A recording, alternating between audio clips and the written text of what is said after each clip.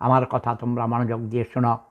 আমার মনে হয় শেখ হাসিনা আগামী মাসেই 26শে মার্চের আগেই ঢাকা ফিরে আসবেন এবং সেই রাস্তা খুলে দিচ্ছে এই বিএনপির এই অশিক্ষিত মূর্খ হাবিবুর রহমান হাবিবের মতো ধান্দাবাজ, অসৎ, চাঁদাবাজ, মাস্তান রাজনীতিবিদরা।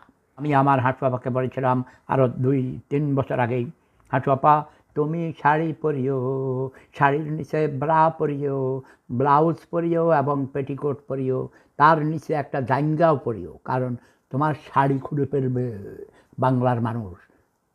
যদি তাকে সেদিন ভাই নিয়ে না যাইতো ভারতে, হেলিকপ্টারে করে প্লেনে করে দ্রুতবেগে না সরাইলে, যদি গণভবনে এইসব লোকরা ঢুকতে পারতো যারা কি আমার হাঁটু আপার ব্রা নিয়ে আমাকে দেখাইছে লাইভ ভিডিওতে, কয় দাদা এই যে আপনার হাঁটু আপার ব্রা।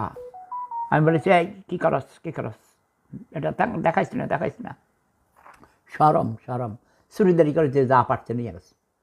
তারপর বঙ্গবন্ধুর বাড়ির ইট খুঁড়েছে এক দানিয়াল পাকা এক হুজুর বলেছে, এটা আমার 3 নম্বর বউ আমাকে বলেছে, সে দেখেছে তার সামনে এবং সে সেখান থেকে চলে এসেছে। সে কিন্তু বিরোধীদের মানে বিপ্লবীদের পক্ষেই ছিল।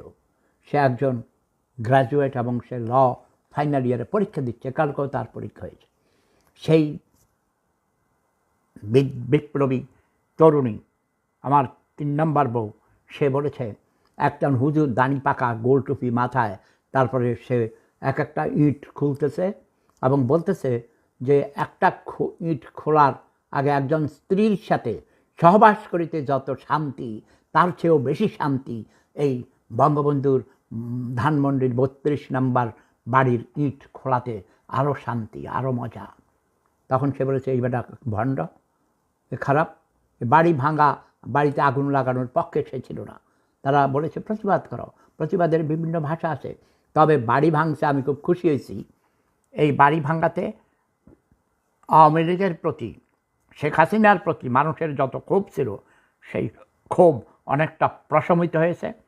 এতে পলিটিক্যালি গেইনার হয়েছে আওয়ামী লীগ এবং শেখ হাসিনা।